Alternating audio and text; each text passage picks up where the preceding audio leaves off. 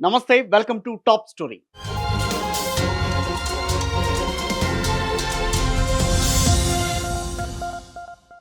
ఆంధ్రప్రదేశ్ అగ్నిగుండంగా మారుతోందా? రాజ్యాంగం నీరుగారిపోయి రెడ్ బుక్ రాజ్యాంగం రాజ్యమెలుతోందా? మొన్నేమో మాజీ మంత్రి అంబటి రాంబాబుపై హత్యాయత్నం, మాజీ మంత్రి జోగి రమేష్ ఇంటిపై పెట్రోల్ బాంబుల దాడులు. అసలు మనం ప్రజాస్వామ్యంలో ఉన్నామా, లేక అడవి చట్టం నడుస్తున్న జంగిల్ రాజులో ఉన్నామా? సాక్షాత్తు రాష్ట్రానికే మంత్రులుగా చేసిన వారికే రక్షణ లేకపోతే ఇక సామాన్య కార్యకర్త పరిస్థితి ఏంటి? ఈ రక్తపాతం వెనుక దాగున్న అసలు మాస్టర్ ప్లాన్ ఏంటి? అసలు ఈ రాజకీయ కుట్రలేంటో ఇవాళ ఒక్కసారి చూద్దాం.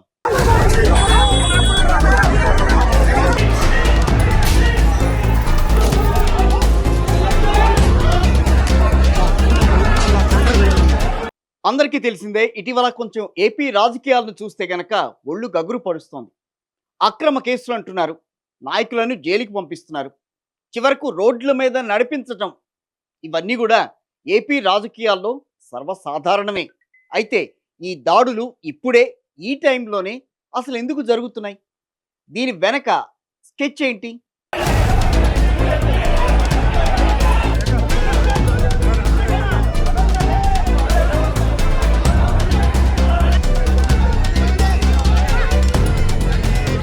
గుర్తుందా?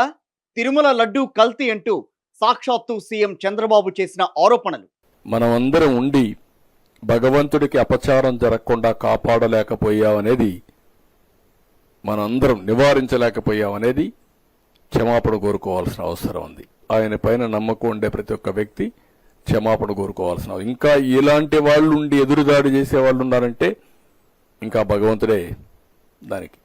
కోట్లాది మంది భక్తుల మనోభావాలతో ఆడుకున్న తీరు, సిబిఐ విచారణలో నిజాలు వెలుగులోకి రావడంతో ప్రభుత్వం ప్రస్తుతం డిఫెన్స్లో పడిపోయింది.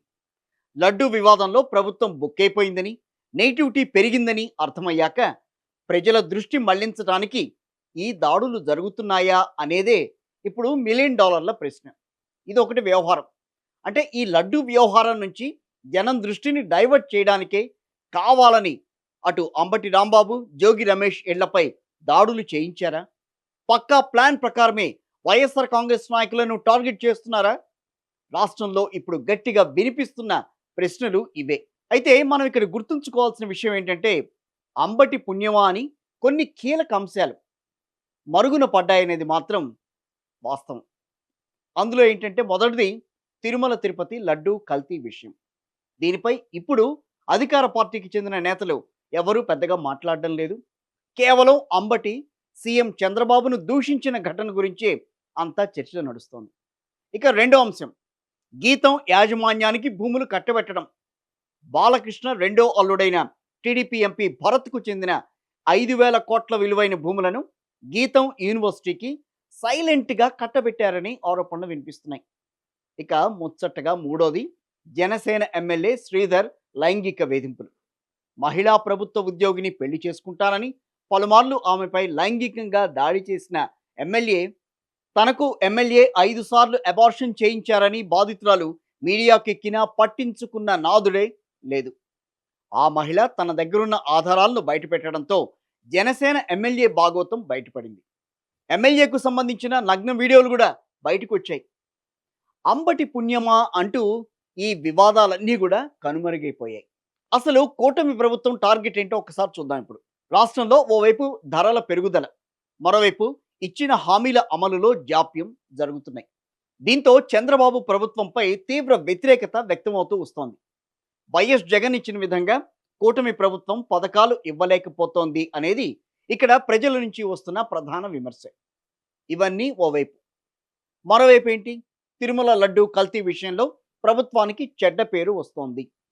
దీన్ని ఎంతలా కవర్ చేసుకున్నా కూడా సిట్ విచారణలో కల్తీ జరగలేదని మాత్రం తేలింది. దీంతో ఎలాగైనా సరే వీటన్నిటి నుంచి తప్పించుకోవాలని చూసిన కూటమి ప్రభుత్వానికి అంబటి రాంబాబు అంశం మరో లడ్డూలాగా దొరికింది. దీన్నే కూటమి ప్రభుత్వం అంబటి అంశాన్నే ప్రధాన ఆయుధంగా వాడుకుంటూ వస్తోంది. దీంతో అటు లడ్డూ ఇష్యూ పక్కన పడిపోయింది. ఇక వైసీపీకి చెందిన కీలక నేతలను అరెస్ట్ చేయడం ద్వారా ఆ పార్టీ క్యాడర్ మనోధైర్యాన్ని దెబ్బతీయడం కూడా కూటమి ఆలోచనగా కనిపిస్తోంది. చర్చ అంతా కూడా దాడుల చుట్టూ తిరిగేలా చేస్తే గనక తమ వైఫల్యాలతో పాటుగా ముఖ్యంగా లడ్డు వివాదం కూడా మరుగున పడుతుంది అని కూటమి నేతలు భావిస్తున్నారట. అందుకే అంబటి వ్యవహారంపై కూటమి ప్రభుత్వం ముఖ్యంగా టీడీపీ నేతలు ఒక రేంజ్లో ఫైర్ అవుతున్నారు. ఇక్కడ ప్రభుత్వం వ్యవహరిస్తున్న తీరుపైనే సర్వత్రా విమర్శలు వినిపిస్తున్నాయి. మాజీ మంత్రులు, మాజీ ఎమ్మెల్యేల ఇళ్లకు ప్రాణాలకే రక్షణ లేదంటే గనక సామాన్య కార్యకర్తల పరిస్థితి ఏంటో అంతు చిక్కడం లేదు ఇక్కడ. చట్టాన్ని కాపాడలేని నాయకులు, అధికారులు అసలు ఆ పదవుల్లో ఉండడానికి అర్హులేనా అని వైసీపీ నేతలు ప్రశ్నిస్తున్నారు. ప్రజల ప్రాణాలకు రక్షణ లేనప్పుడు ఆ కుర్చీలో కూర్చునే నైతిక హక్కు మీకు ఎక్కడ ఉందనే డిమాండ్ ఇక్కడ తెరపైకి వస్తుంది. రాష్ట్రంలో ప్రజాస్వామ్యం ఖూనీ అవుతోందని, వెంటనే రాష్ట్రపతి పాలన విధించాలనే డిమాండ్లు కూడా వెల్లువెత్తుతున్నాయి. దీనికి సంబంధించి కేంద్రంలో ప్రస్తుతం పార్లమెంట్ సమావేశాల్లో కూడా వైఎస్ఆర్ కాంగ్రెస్ పార్టీకి సంబంధించిన ఎంపీలు రాష్ట్రంలో రాష్ట్రపతి పాలన విధించాలి అన్నట్టుగా వాళ్ళు ప్రసంగించిన తీరు ఇవన్నీ మనం చూసాం. అరాచక పాలన సాగుతోందని, రాష్ట్రంలో శాంతి భద్రతలు క్షీణించాయని వాళ్ళు మాట్లాడారు. సరే, ఇవి ప్రస్తుతం రాష్ట్ర వ్యాప్తంగా జరుగుతున్న పరిస్థితులు. ఇక్కడ మనం గమనించాల్సింది ఏంటనంటే, రాజకీయం అంటే అభివృద్ధి కోసం ఉండాలి కానీ ప్రత్యర్థుల ప్రాణాలు తీయడానికి మాత్రం కాదు కదా. కక్షపూరిత రాజకీయాలు అసలు ప్రజాస్వామ్యానికి గొడ్డలి పెట్టు లాంటివి. ఇప్పటికైనా ప్రభుత్వం స్పందిస్తుందని ఆశిద్దాం. నిందితులను కఠినంగా శిక్షించాలి, లేదంటే ప్రజలే దీనికి తగిన బుద్ధి చెబుతారు.